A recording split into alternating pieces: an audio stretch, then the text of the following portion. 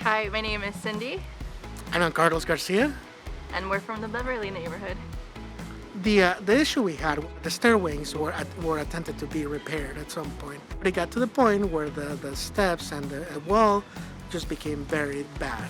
We worked with a concrete mason and we worked with a brick mason. We originally weren't going to put concrete.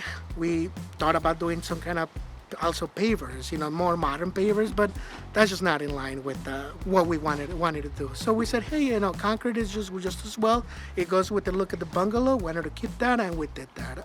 Our mason used lime and sand mortar, and that's one of the best things that we could have done here. I know in one of the videos that Carla made from the Bungalow Association, she showed exactly the consistency that needed to have.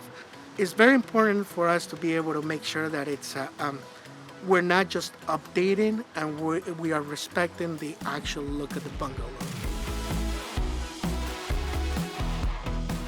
Personally, I love that, just the look of it. It brings life back to the bungalow. It's clean, the brick, we've got the exact matching bricks. I think we couldn't have found and done a better job than that.